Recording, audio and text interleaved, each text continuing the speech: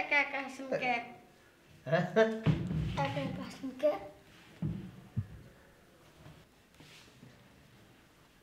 কেন একা একা হাসা নিষেধ নাকি?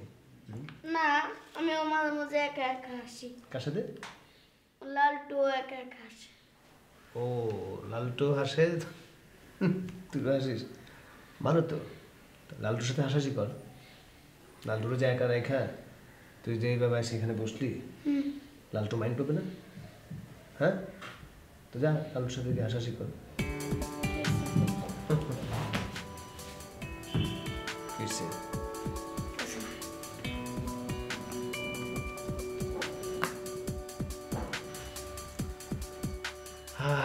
আমাদের অপু সাহেবের চেহারাটা মনে করতেছে, ঝাড়ি রেখায় যখন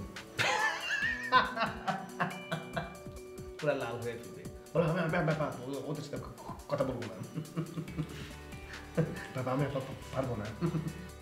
বন্ধুরা, এখন চলে এসেছে আমার বিদায় নেয়ার সেই মুহূর্ত। আবারও মন খারাপ করে আমাকে বলতে হচ্ছে আপনাদেরকে যে আপনারা সবাই ভালো থাকেন, সুস্থ থাকেন। কাল আবার আপনাদের সাথে আমার অনেক অনেক কথা হবে, অনেক অনেক ভালো লাগার বিষয়গুলো আপনারা আমার সাথে শেয়ার করবেন, আমি আপনাদের সাথে শেয়ার করব। সে পর্যন্ত সবাই ভালো থাকেন, শুভ সকাল। আমি আসলে সরি, সেদিন অনেক বাজে বিহেভ করে ফেলেছি। আসলে আপনারা এমন উদ্ভট আইডিয়া নিয়ে আসেন না, আমি মাথা ঠান্ডা রাখতে পারি না। আশ্চর্য, এত সুন্দর একটা আইডিয়াকে আপনি বলছেন উদ্ভট আইডিয়া? আপনি দেখেন এটা জাস্ট আজকে আপনার ওই নতুন আইডিয়া পুরাতন আইডিয়া নিয়ে কথা না বললে হয় না? কোনো কথা নাই, আমি এই যে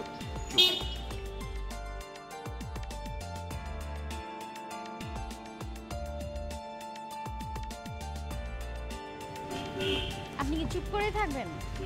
যদি চুপ করে থাকবেন তাহলে আমি একাই আসতাম, আপনাকে সাথে নিয়ে আসলাম কেন?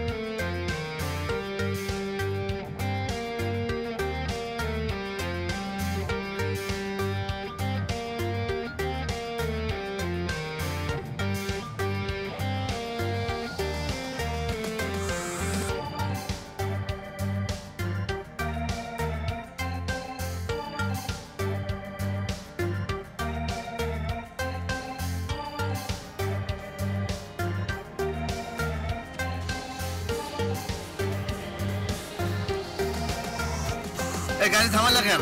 সাড়ে সামনে ঠেলা আর তো যাইতে পারি না।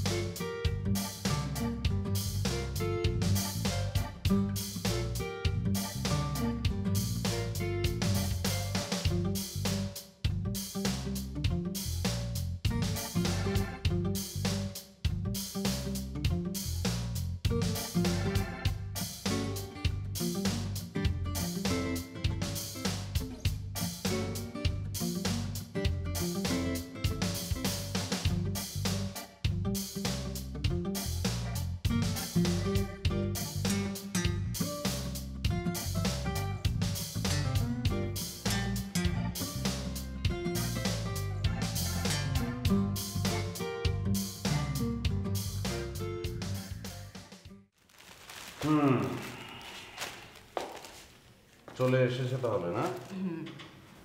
নতুন আর কি, প্রতিদিনই আসছে। একটা কাজ করি, ফুলের দোকান দিয়ে ফেলি। তুমি রেজিস্ট্রেশন চালাও আর আমি ফুল বেচি। তোমার কল্যাণে ফুল তো প্রত্যেক দিনই আসছে। তুমি আমার সাথে ঝগড়া করতে চাচ্ছ? না, ঝগড়া করে তো আর ফুলের আগমন বন্ধ করতে পারবো না আমি। তার মানে তুমি চাচ্ছ ফুল না আসুক? না, ফুল একদম না আসুক সেটা চাচ্ছি না, মানে একজন লোক ফুল দিলেই তো হয়, সেটা আমি দিতে চাচ্ছি না।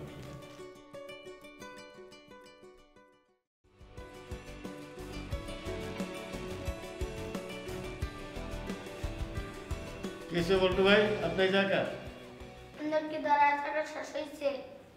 আমার কাজই তো দাঁড়ায় থাকা। আমি তো সারাদিন দেখলাম নেই করাইছেন, কোনো কাজই করেন না। আরে বাবারে, এইটাই আমার চাকরি। তুমি কি ওর আমার গল্প শোনাবে না শোনাবে না? ডিউটি শেষ হইলে আমি তোমার ডাইকাই গল্প শোনা মনে যাওগা। হ্যাঁ, শোনাবে তো? শোনামো তো কইছি, আমার ডিউটি শেষ হয় তখন আমি শোনামো। এখন শোনা। এখন তো ডিউটিতে আছে, এখন যদি শোনাই কেউ যদি এসে দেখে তাহলে তো আমার চাকরি নিয়ে টানাটা নেই।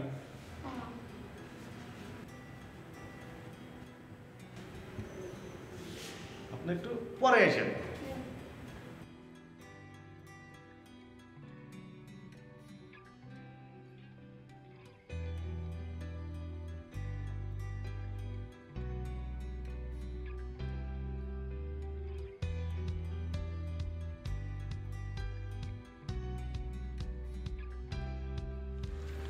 মানে আপনার সাথে সময়টা যে এত সুন্দরভাবে কাটবে, এত এক্সেলেন্টভাবে কাটবে, আমি আসলে এক্সপেক্টই করি নাই।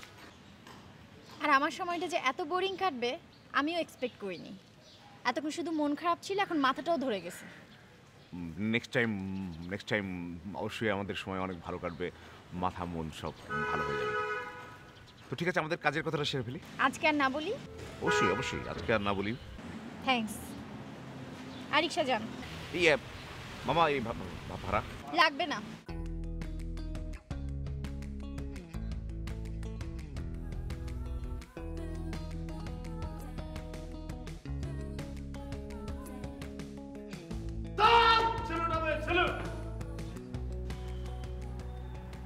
বাবুল ভাই, ভালো আছেন? জি স্যার।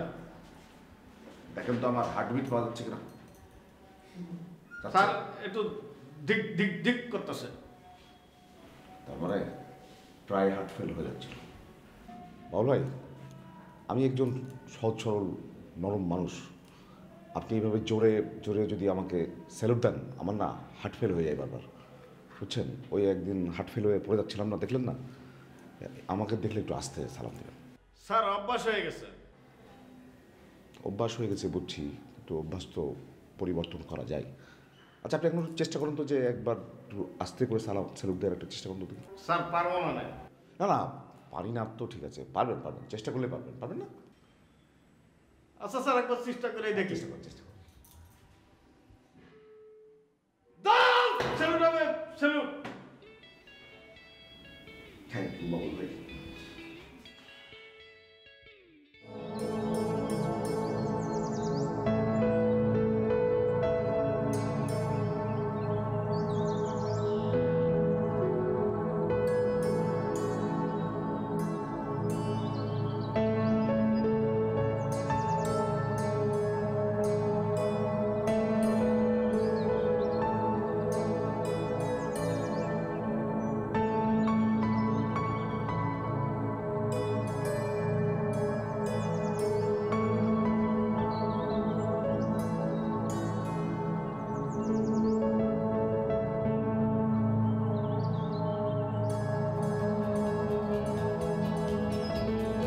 বলটু ভাই, আপনারা যে আমি ভূতের গল্প শোনাবো, ভয় পাবেন না তো?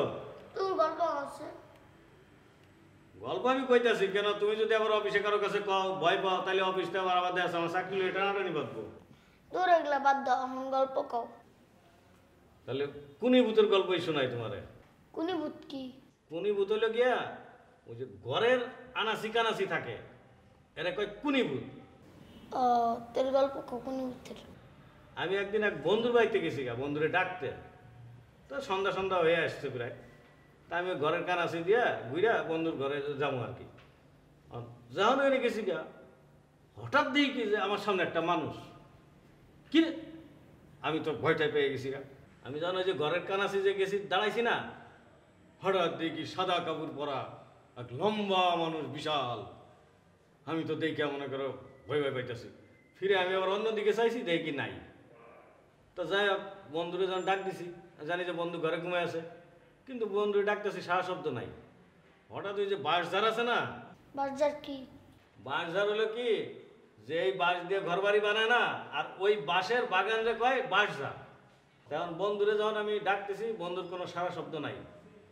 তখন ওই বাঁশঝাড়ই তো ঘরের সামনে। তখন একটু দূরে আমি যে তাকাইছি না, দেখি কি যে আমার ওই বন্ধুর মাথা নিচের মুখো আর পা উপর মুখো ওই বাঁশঝাড়ে ওই কুনিভূতি নিয়ে ঝুলে রাখছে। আমি তো দেখিয়া ওইটা চিল্লান দিলাম, দিলিবার লোকজন সব ছুটতে আইলো।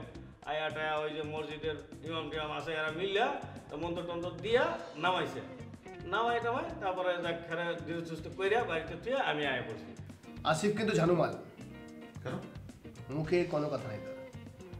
আমার ভালো লেগেছে ব্যাপারটা, অনেক মানে সে সিস্টেমেটিক, প্রফেশনাল।